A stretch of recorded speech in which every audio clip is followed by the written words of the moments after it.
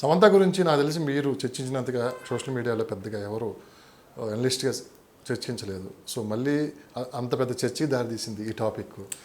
ఇక్కడ సమంత గురించి పెద్దగా కొండా సురేఖ్ గారు మాట్లాడింది ఏమి లేనట్టు కనిపించింది. కేవలం నాగార్జున గారి ఫ్యామిలీ గురించి మాట్లాడారు. కానీ ఇక్కడ మొత్తం సోషల్ మీడియా ట్రోల్ అయింది సమంత.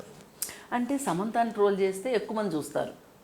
సమంతకి ఆ మాత్రం ఫేస్ వాల్యూ ఉంది. మరి సమంత రాంగోపాల్ వర్మ గారు అన్నారు, విన్నారా మీరు? విన్నాను. ఆవిడనేమన్నది, ఆవిడని ఒక రకంగా ప్రైజ్ చేసింది. ఆవిడకి ఎందుకు సారీ చెప్పాలి, చెప్తే గిప్తే నాగార్జున కుటుంబానికి చెప్పాలి కానీ అన్నాడు ఆయన. ఆయన అన్నది కరెక్టే. ఫస్ట్ టైం రాంగోపాల్ వర్మ గారు కూడా ఇలాంటి యాక్సెప్ట్ చేయకూడదు అని చెప్పి మాట్లాడిన సందర్భం ఇది. మీరు వర్మ గారి గురించి ఏం చెప్తారు?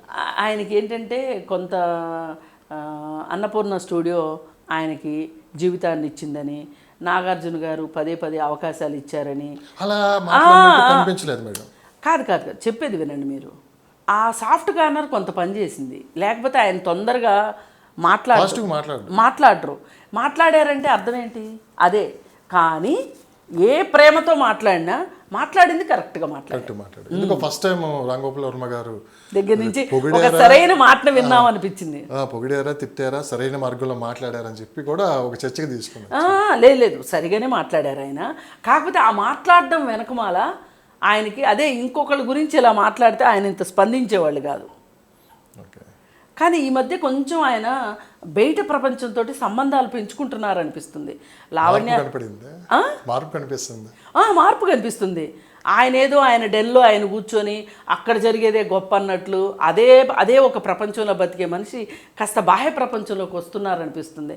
ఎందుకంటే లావణ్య రాజ్ విషయం మాట్లాడటం కావచ్చు, జానీ మాస్టర్ విషయం మాట్లాడటం కావచ్చు,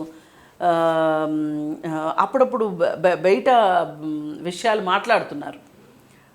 ఎంతసేపు ఆయన థీరీల్లోనూ, ఆయన ఇచ్చుకునే ఎక్స్ప్లెనేషన్లోనూ, ఆయన నమ్మిన సిద్ధాంతాల్లోనే ఆ సిద్ధాంతాలు వేరే వాళ్ళు కరెక్ట్ కాదని చెప్పినా కానీ అవి కరెక్ట్ అని చెప్పుకునే ఉద్దేశంలో ఉండే రాంగోపాల్ వర్మ గారు ఈరోజు కొంచెం బయట ప్రపంచంలోకి వచ్చి మాట్లాడుతున్నారు.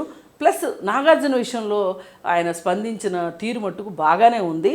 కానీ ఇదే పరిస్థితి ఇంకొకరికి వస్తే ఆయన ఈ విధంగా స్పందించి ఉండేవాళ్ళు కాదు. నాగార్జున మీద ఆయనకి మొదటి నుంచి స్పెషల్ అయిన అంటే ఒక ఆత్మీయ బంధం ఉంది వాళ్ళిద్దరికీ.